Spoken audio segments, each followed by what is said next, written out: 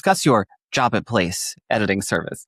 What is your process and how do you give constructive feedback to people that may not want to change much of their stories? So I look at editing as a way to help authors tell the story they want to tell. It is hard, I think, to convince someone that there is a better way to do something in a story, but I think that the way to do that is first and foremost to be kind. As stupid of a starting point as that is, I think a lot of people fail that basic check. So being kind, I think, is a critical thing. Beyond that, though, it's a matter of, okay, having discussion with the person. Okay, what is the most critical? Like, what are the things that drive you to be passionate about this story, whatever that story is? And in almost every situation I've been in as an editor, there have been, a thing or multiple things in the story that people care about. Like, if that thing were to change, it would not be their story.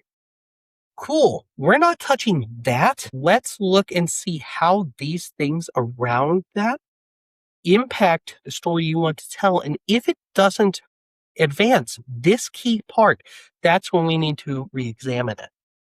And I think that kind of framing it in that way helps in most cases. Now, it's not 100%. And I will admit I'm not always right on it. This is ultimately the author's story, not mine as an editor.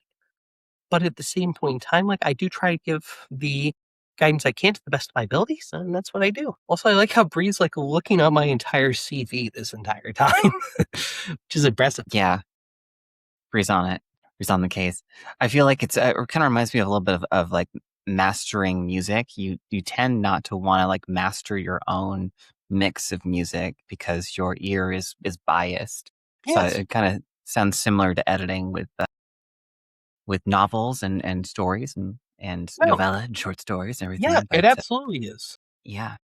And like, if you're looking at mastering versus, editing, I think that's a good parallel because like some of the best editors I have seen, be they whether I've worked with them personally or not, are very much looking at books as art, just as music is art, just as physical art, canvas art, whatever it is art. And, for as much as you can tell a beautiful story through whatever medium you wish to tell it through, what is the thing that's going to bring your audience in, be it a listener of music, be it a reader to your books, whatever it may be? What's that thing that's going to hook them in? What's the bait that's going to get them in? And as an editor, if you can figure that out, you can really be the master of that bait. Wait. Incredible. I'm going to keep working the jokes in. I'm sorry.